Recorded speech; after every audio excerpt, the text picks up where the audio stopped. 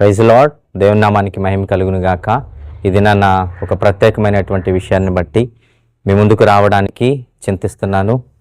సహోదరులు దైవజనులు ప్రవీణ్ పగడాల గారి యొక్క అకాల మరణాన్ని బట్టి చింతిస్తూ వేదన హృదయంతో మీ ముందుకు రావడానికి నిజంగా ఇది ఎంతో మనందరికీ కూడా బాధాకరమైన విషయం.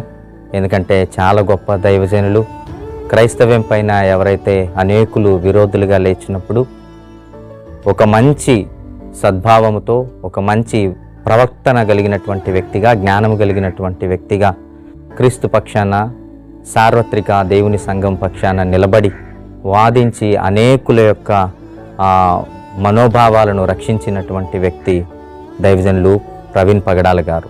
ఇది అన్నగారు లేరు అన్నటువంటి ఆ వార్త నేను వినగానే చాలా నా హృదయం వేదనకు లోనైంది.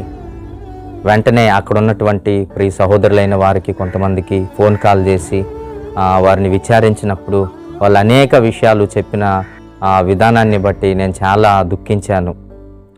ఆ ప్రాంతాన్ని అంతా కూడా వీళ్ళు వెళ్ళి పరిశీలించినప్పుడు ఎక్కడ కూడా తాను ప్రయాణిస్తున్నటువంటి ఆ బైకు ఎక్కడ కూడా డ్యామేజ్ అవ్వకపోవడం అన్నది, ఒకవేళ యాక్సిడెంట్ అయ్యి ఉంటే గనక తనకి తీవ్రమైన గాయాలు, బట్టలు చిరిగిపోవడం అలాంటివి ఏవీ జరగలేదు. బైక్ ఎలాంటి దెబ్బలు కూడా లేవు.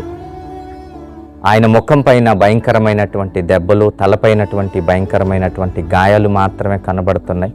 దీని ద్వారానే ఆయన మృతి చెందాడు అనంటే చాలా అనుమానాస్పద మృతిగా ఉంది అన్నటువంటి విషయాలు అందరూ కూడా, నేను ఎంతమందికి అయితే ఫోన్ చేశాను అందరూ కూడా ఇదే విషయాన్ని తెలియజేయడం జరిగింది. కనుక ప్రతి ఒక్కరు ఆ కుటుంబాన్ని బట్టి ప్రార్థించండి.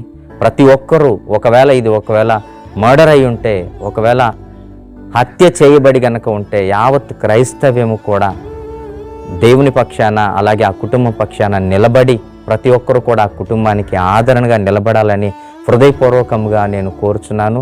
ఇది యావత్ క్రైస్తవ్యానికి తీరని లోటు. ఇంత గొప్ప దైవజనుడు, ఇంత గొప్ప జ్ఞానవంతుడు, ఇంత గొప్ప దేవుని ఆత్మ సహాయముతో ముందుకు నడిచేటటువంటి గొప్ప దైవజనుడు ఈ దినాన మన మధ్య లేకపోవడం నిజంగా మనందరికీ కూడా చాలా లాస్ అని చెప్పాలి. ఇది మనందరికీ చాలా పోడ్చని లోటు. ఏదేమైనా దేవుడు ఇంతకంటే గొప్ప దైవజనులను తప్పకుండా లేపుతాడని నేను నమ్ముచున్నాను. ఎందుకంటే ఒకరిని చంపేసిన వెంటనే లేదా ఒకరి లోకం నుండి వెళ్ళిపోయిన వెంటనే దేవుని యొక్క రాజ్య విస్తరణ ఆగిపోదు, దేవుని యొక్క పని ఆగిపోదు. దేవుడు ఇంకా అనేకులను లేపునుగాక అని నేను హృదయపూర్వకంగా కోరుకుంటున్నాను.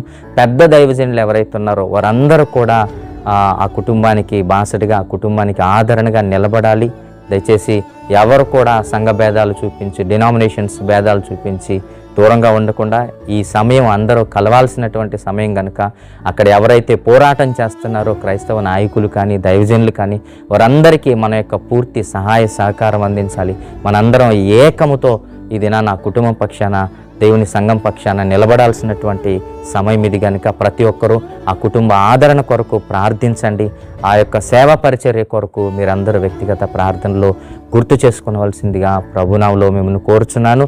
ఏది ఏమైనప్పటికీ దేవుడు ఆ కుటుంబానికి మేలు చేయాలి. తిరిగి మరలా క్రైస్తవ్యంలో చాలామందిని దేవుడు ఇలాంటి వారిని లేపాలని హృదయపూర్వకంగా మనందరం ప్రార్థిస్తూ ముందుకు కొనసాగవాలని ప్రభునామములో కోరుచు ఈ మాటలు ముగిస్తున్నాను.